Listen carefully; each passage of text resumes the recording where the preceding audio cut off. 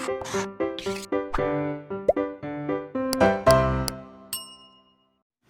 प्यारे बच्चों, कैसे हो आप लोग।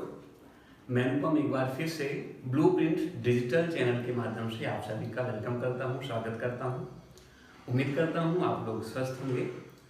और आव्यूहों की प्रारंभिक संक्रियाओं के बाद आज का जो हमारा बहुत इम्पोर्टेंट टॉपिक है, और जो पिछली वाली वीडियो हमारी बात हुई थी आव्यूहों की प्रारंभिक संक्रियाओं, उस पर आधारित और आगे क्या क्या बातें हो सकती हैं वो हम बात करने जा रहे हैं। तो आज हम आव्यूह के अंदर एक्सपीरियंस पढ़ने जा रहे हैं व्युत्क्रमणीय आव्यूह, इसकी डेफिनेशन कैसे होती है और इसको हम कैसे प्राप्त करते हैं। दूसरे नंबर पे प्रारंभिक संक्रियाओं द्वारा एक आव्यूह का व्युत्क्रम ज्ञात करना, किस तरीके से हम जो भी हमने पिछली वीडियो में संक्रियाएं सीखी हैं, वो चाहे वो पंक्तियों पर हो चाहे वो स्तंभों पर हो, उसकी हेल्प से हम किस तरीके से ए इनवर्स, ये व्युत्क्रम जिसको हम लोग ए इनवर्स भी बोलते हैं, वो हम आगे सिखाएंगे आपको, उसकी बात करेंगे।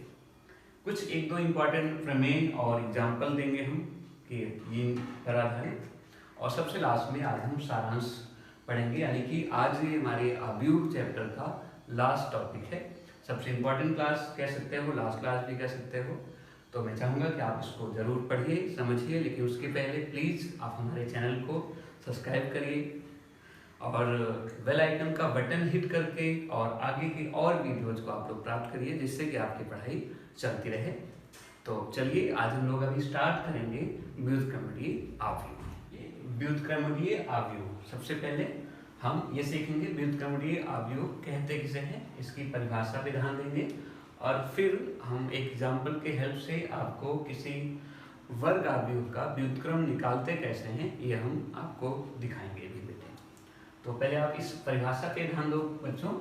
यदि A कोटि M का एक वर्ग आव्यूह है, याद रखने वाली बात है, समझने वाली बात है कि व्युत्क्रमणीय आव्यूह के लिए वर्ग आव्यूह का होना बहुत ज्यादा जरूरी है।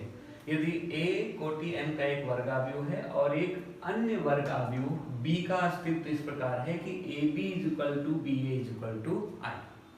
सबसे इंपॉर्टेंट बात ये, AB = BA = I, तो B को A का व्युत्क्रम कहते हैं, और इसे हम A इनवर्स द्वारा, यानी A पावर यहाँ पे -1 द्वारा प्रदर्शित किया जाता है।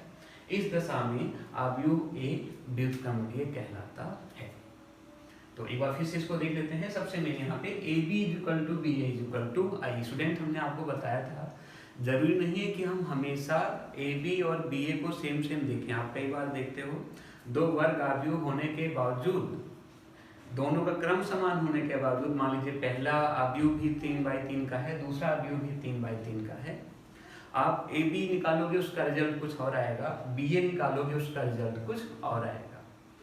लेकिन कभी कभार ऐसा होगा कि AB वो भी I आएगा। I मतलब आप समझ सकते हो आपकी आइडेंटिटी मैट्रिक्स, इकाई आव्यूह, जिसमें A और B का जो भी क्रम है, अगर ये 2/2 का है या 3/3 का है, मान लीजिए AB 2/2 का है तो I 2/2 का एक इकाई आव्यूह आ जाएगा। BA भी इकाई आव्यूह आएगा। तो अगर दोनों AB और BA दोनों इकाई आव्यूह हैं, तो अर्थात और समान भी क्रम है उनका, तो यानी कि AB और BA समान हो जाएंगे। तो जब भी आपको एक आव्यूह भी ऐसा ज्ञात कर लो कि वो दिए गए आव्यूह के साथ मल्टीप्लाई करें या उस आव्यूह की A के साथ मल्टीप्लाई करें, दोनों बार आंसर आपका I आ जाए, तो हम समझ जाते हैं कि जो B है A का व्युत्क्रमणीय हो जाएगा। इस दशा में आव्यूह A व्युत्क्रमणीय कहलाता जरूर है, लेकिन व्युत्क्रमणीय आव्यूह A का जो व्युत्क्रम होगा वो से कौन बोलेगा? B। ठीक है, तो ये मैं एग्जाम्पल के थ्रू और आपको अच्छे स्पष्ट कर देता हूँ। मान लीजिए एक आव्यूह A है जिसका मान है 2 3 1 2, दूसरा आव्यूह B है जिसका मान है 2 -3 -1 और 2। अब मैं पहले AB याद कर लेता हूँ। ठीक है, यहाँ देखना स्टूडेंट, AB का मतलब हो गया पहले आव्यूह A आएगा और बाद में आव्यूह B आएगा। ये वैसे मैंने बहुत बार करके दिखाया है, आप इसको देख सकते हो। और आप मल्टीप्लाई करोगे बेटे, यहाँ पे सॉरी ये -1 है, तो देखना बेटे 2 2 4 -3, 4 - 3 क्या होता है? 1। यहाँ जाओ बेटे 2 1 2 -2 0, -6 + 6 0, एक और देख लो -3 + 4 1।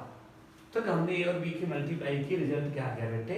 ये आई, इसको हम आई तो बोलेंगे बिकॉज ये यहाँ पे 1 है, 0 है, 0 है, 1 है और इनका क्रम वही है। अगर ए और बी दोनों 2/2 के आव्यूह थे तो हम लोग क्या देख रहे हैं कि ए बी भी आई आ रहा है, जिसका क्रम क्या है 2/2 का है।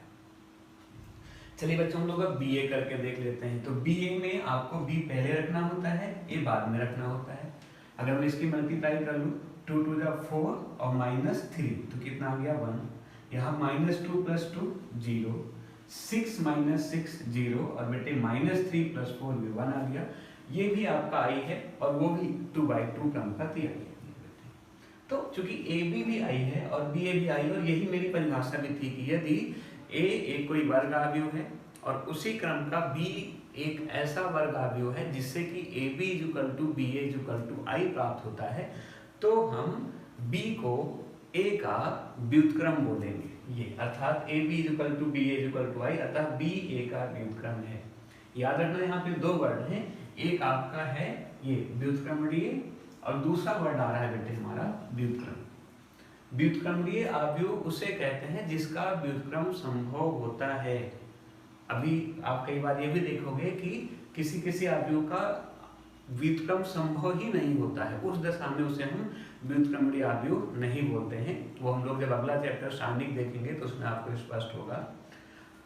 तो ए व्युत्क्रमणीय आव्यूह कहलाएगा यदि उसका इनवर्स संभव है, और जिस आव्यूह से मल्टीप्लाई करके वो आई लेता है, मीन्स इकाई आव्यूह लेता है, उसे उस आव्यूह का व्युत्क्रम कहते हैं। यहाँ पे जो आव्यूह बी होगा वो आव्यूह ए का व्युत्क्रम कहलाएगा।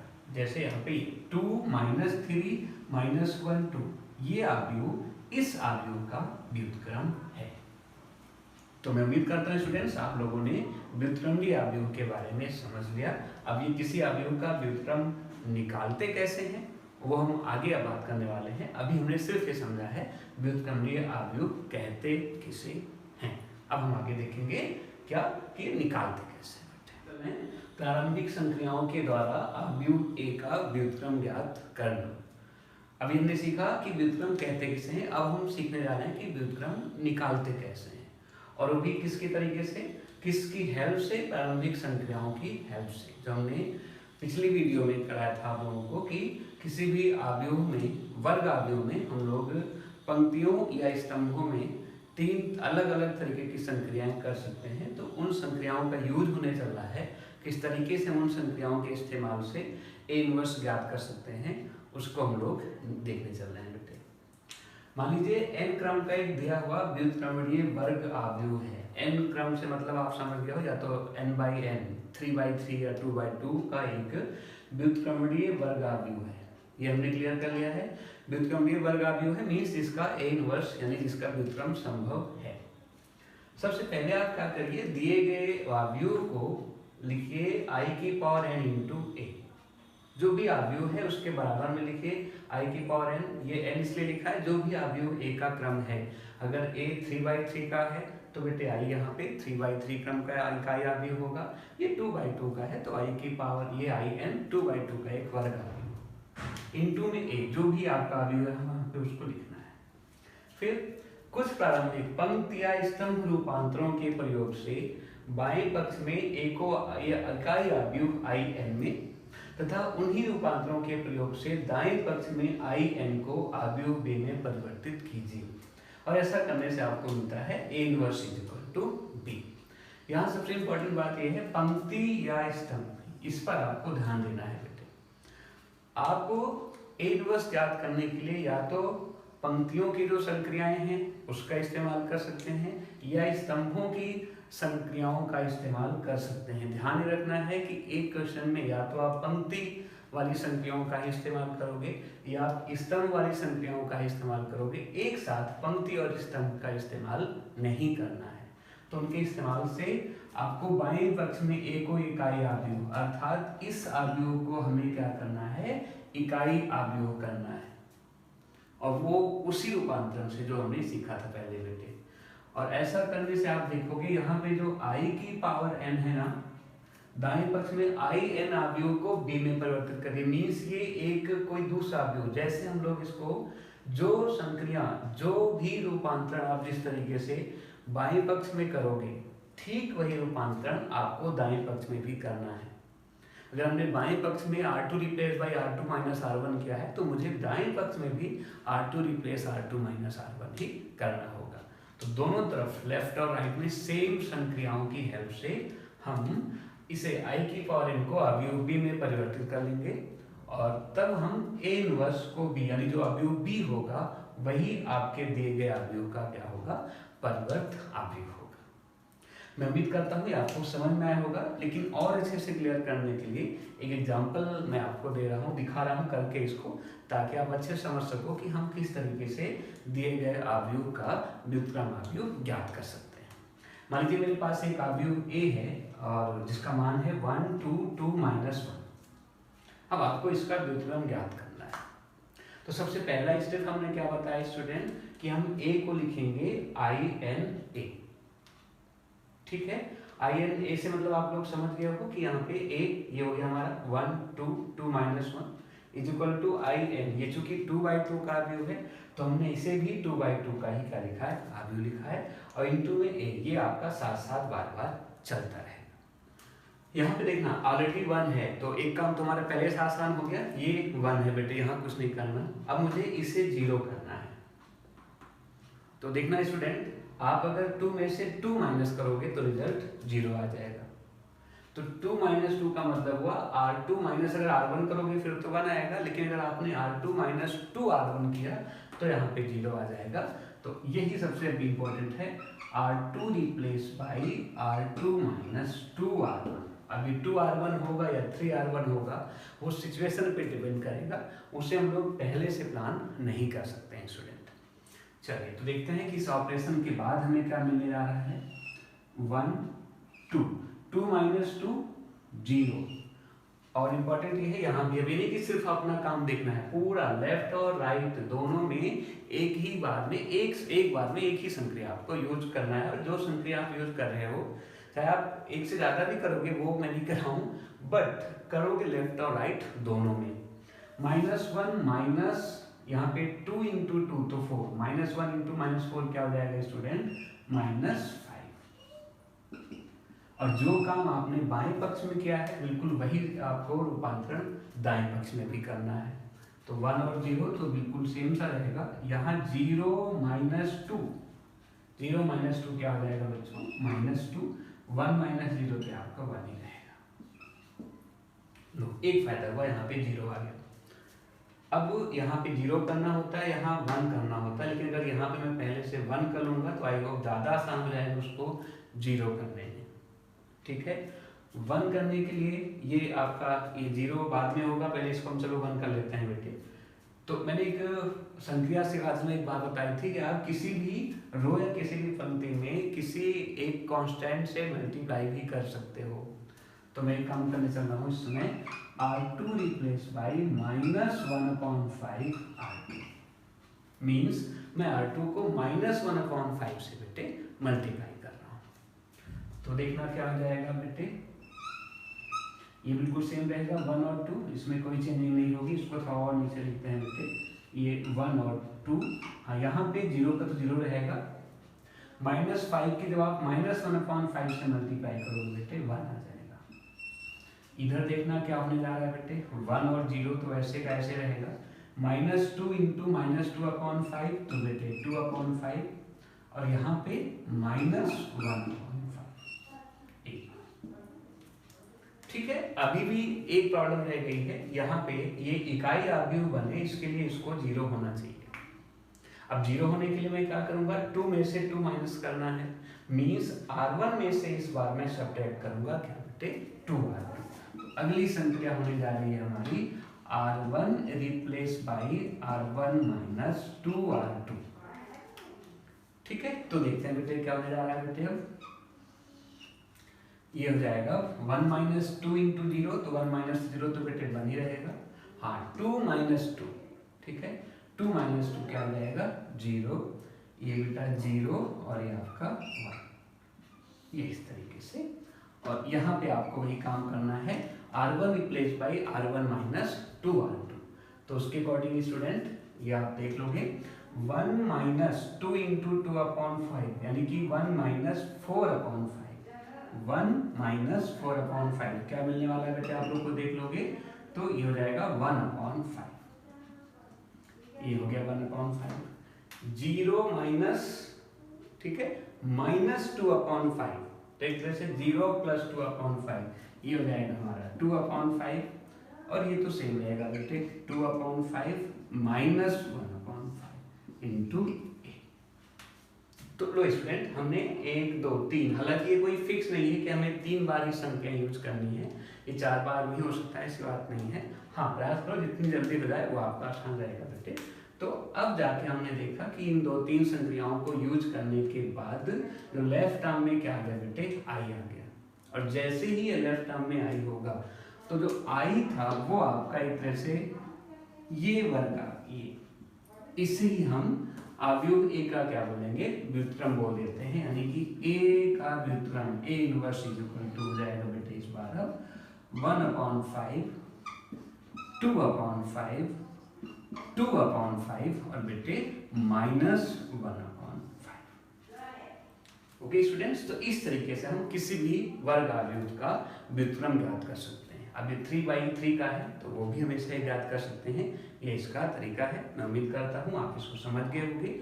ये टॉपिक आप बार बार प्रैक्टिस करोगे तब आपको समझ में आएगा, इसका कोई विशेष रूल नहीं है, सिचुएशन पे डिपेंड करेगा, उसके लिए आपको प्रैक्टिस में इसको लाना होगा स्टूडेंट।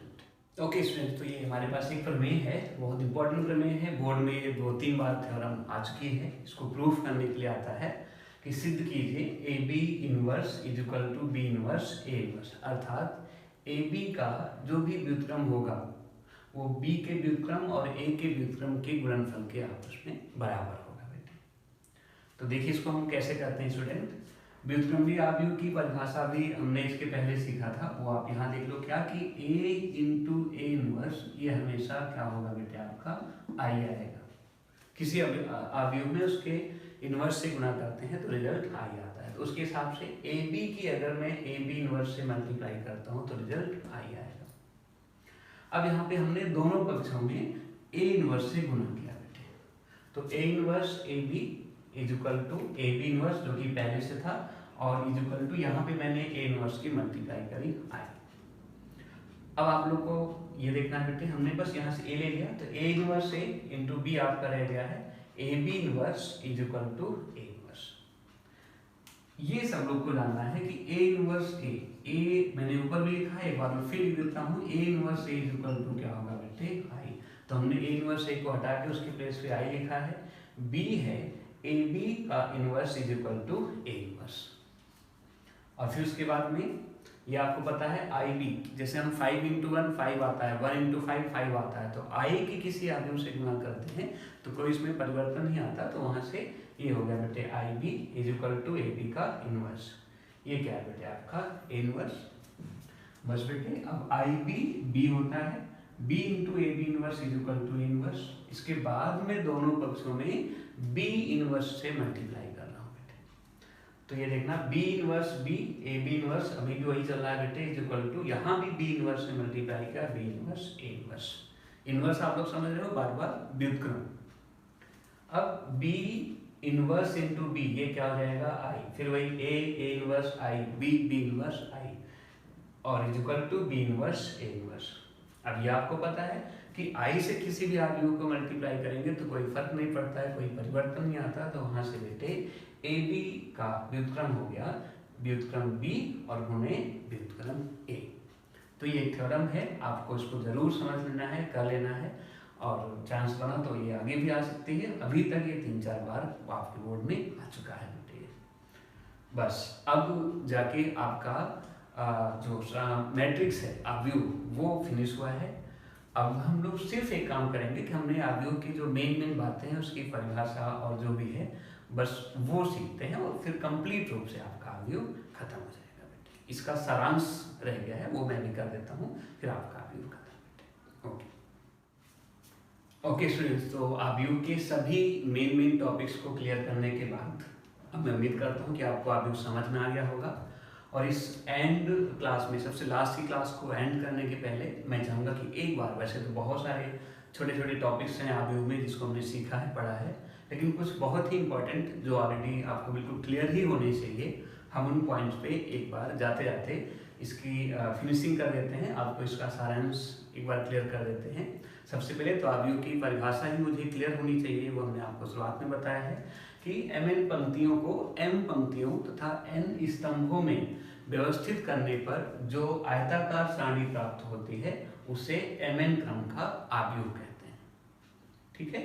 सेकेंड नंबर पे कोई आव्यूह जिन संख्याओं से निर्मित होता है उसे उस आव्यूह का अवयव कहते हैं। मान लीजिए 1 2 3 4 से अगर कोई मैट्रिक्स बनती है तो उसे 1 को 2 को 3 को 4 को दिए गए आव्यूह का अवयव कहलाता है। तीसरे नंबर पे वो इम्पोर्टेंट है, दो आव्यूह समान कहलाते हैं यदि दोनों आव्यूह के क्रम समान तथा संगत अवयव भी समान हों। क्रम और संगत अवयव दोनों का समान होना जरूरी है समान आव्यूह के लिए। यहाँ पे फोर्थ नंबर पे आप देखोगे वर्ग आव्यूह ए को सममित आव्यूह कहते हैं यदि ए डैश बराबर, अब डैश क्या है मैंने आपको परिवर्त आव्यूह सिखाया था कि किसी भी पंक्ति के रो को स्तंभ में और स्तंभ को मतलब आपकी पंक्ति को स्तंभ में और स्तंभ को पंक्ति में जो कन्वर्ट करने का प्रोसीजर है उसे हम लोग दिए गए आव्यूह का परिवर्त आव्यूह कहते हैं। लास्ट नंबर पे हमारा वर्ग आव्यूह ए को विषम सममित आव्यूह कहते हैं यदि A dash is equal to A. Okay students, तो ये हमारा था। इसके अलावा भी मैंने बहुत सारी बातें की हैं, जैसे दो आव्यूह का गुणन करने के लिए बहुत बेसिक बात कर लेता हूँ कि अगर हम किसी भी आव्यूह की दूसरे आव्यूह से गुणा करना चाहते हैं तो पहले आव्यूह में स्तंभों की संख्या दूसरे आव्यूह के पंक्तियों की संख्या के समान होना चाहिए। प्लस हमने ये भी कहा था अगर आव्यूह ए का ऑर्डर है यानी क्रम है m इंटू n और दूसरे आव्यूह का ऑर्डर है n इंटू p तो जो रिजल्ट होगा उसका ऑर्डर होगा mp, अर्थात पहले आव्यूह की पंक्ति और दूसरे आव्यूह का स्तंभ। साथ में मैंने आव्यूह के प्रकार बताए थे जिसमें मुख्य रूप से वर्ग आव्यूह, विकर्ण आव्यूह, स्तंभ आव्यूह, पंक्ति आव्यूह, इकाई आव्यूह, ये सब आप लोग को एक बार अच्छे से क्लियर कर लेना है। और अभी आज हमने लास्ट क्लास में बहुत इंपॉर्टेंट बात बताई थी कि व्युत्क्रमणीय आव्यूह किसे कहते हैं और हम किसी भी आव्यूह का व्युत्क्रम निकालते कैसे हैं। और कुछ हमने एक दो प्रमेय के साथ साथ एक दो क्वेश्चंस भी कराए थे और हमेशा की तरह और भी सारे क्वेश्चंस करने के लिए आपको मैंने बता रखा है। ये सारी परिभाषा सारा मेरी क्लास लेने के बाद भी बहुत सारी बातें हैं, अगर आप अपनी प्रैक्टिस में लाना चाहते हो तो उसके लिए ये मैंने बार बार बोला है बेटे, चित्रा प्रकाशन की एक्टिव गणित के नाम से बुक आपके लिए है, आप इसको परचेज कर सकते हैं। आप इसमें बहुत सारे एग्जाम्पल, डेफिनेशंस और सारांश में भी और जितनी बातें आपकी छूट रही हैं वो इसको देख सकते हैं, पढ़ सकते हैं। और कोई डाउट्स है तो उसको इसमें एक स्कैनर से आप इसको हेल्प कर सकते हैं, मैसेज भी कर सकते हैं। तो स्टूडेंट्स, अच्छा लगा आप सभी लोगों को। मैं उम्मीद करता हूँ कि ये आपका जो आव्यूह था वो पूरी तरीके से आपका कंप्लीट हुआ होगा। बाकी आप इसको प्रैक्टिस करिए, आपका दिन शुभ हो और पूरा आव्यूह आपका यहाँ तक। Thanks students. बाकी नेक्स्ट क्लास में मिलते हैं। एक बार फिर से मैं रिक्वेस्ट करना चाहूँगा आप हमारे चैनल को सब्सक्राइब करिए जिससे आपको वीडियोज मिलते रहें। धन्यवाद।